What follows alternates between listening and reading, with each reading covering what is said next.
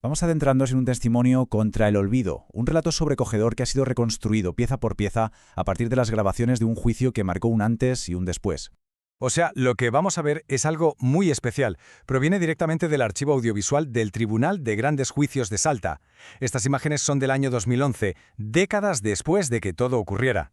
Es el momento en que la familia Ragone, gracias al impulso de la asociación Miguel Ragone, por fin tuvo la oportunidad de contar su verdad ante la justicia. Para entender bien la historia vamos a seguir el mismo camino que ellos trazaron con sus palabras en el juicio.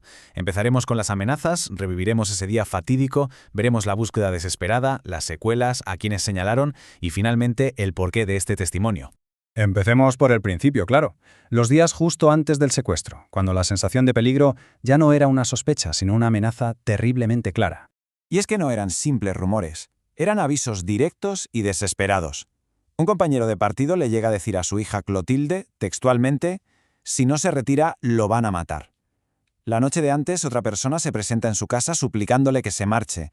Su hijo Alfonso incluso habló de presiones que venían desde lo más alto, desde el gobierno en Buenos Aires. Pero, ¿cómo reaccionaba el doctor Ragone a todo esto? Pues su hija Clotilde lo recordaba perfectamente.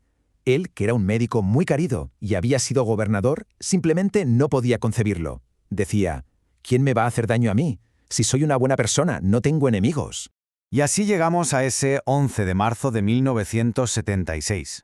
Un día en que el mundo de esta familia se rompió en 1000 pedazos. Y lo tremendo es cómo sucedió todo, desde dos lugares distintos, de forma coordinada, casi a la vez.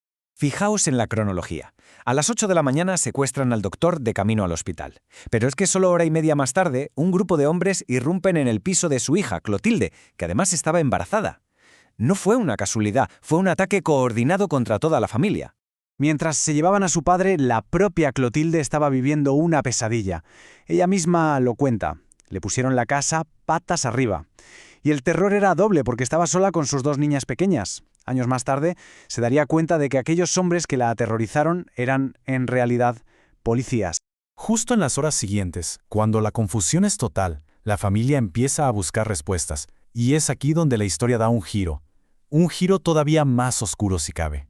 Mirad esta escena.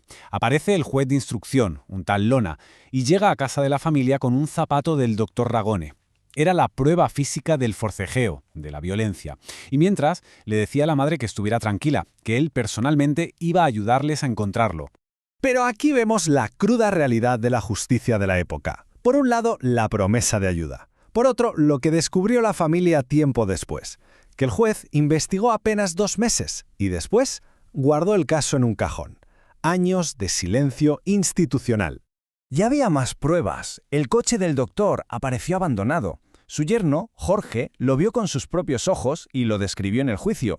El asiento del copiloto, el salpicadero, la alfombrilla, todo estaba manchado de sangre. No había ninguna duda de la brutalidad del ataque. Es que hay que entender que la violencia no terminó ese 11 de marzo, ni mucho menos. Aquello fue solo el principio de una demolición sistemática que se alargó durante décadas y que destrozó a la familia por completo. La familia lo describe como una ruina total. Se quedaron sin sustento económico de la noche a la mañana. Empezaron a recibir llamadas anónimas con amenazas de muerte. Los hijos fueron apartados de la vida social y política. Y por si fuera poco, tuvieron que aguantar una campaña para manchar públicamente el nombre de su padre. Un acoso constante. Su hijo Alfonso lo resume con una sencillez que lo dice todo. No hacen falta más palabras. Simplemente quedó una familia bastante destruida. Pero en su testimonio, la familia no se quedó solo en el relato del dolor. Fueron valientes y señalaron directamente a los que creían responsables. Y su acusación dibujaba una conspiración con varios frentes. Según ellos, los enemigos estaban en 3 niveles. Primero, la cúpula de la policía local, a la que el doctor Ragone había calificado de torturadores cuando fue gobernador y a la que intentó reformar. Segundo, sus rivales políticos en Salta. Y tercero, y más arriba, el propio gobierno nacional en Buenos Aires, que ya estaba preparando el terreno para la dictadura militar. Y esto nos lleva al corazón del asunto, al propósito real de este juicio. No se trataba solo de buscar una condena, sino de algo mucho más profundo, de luchar contra una versión de la historia basada en mentiras y, sobre todo, contra el olvido impuesto.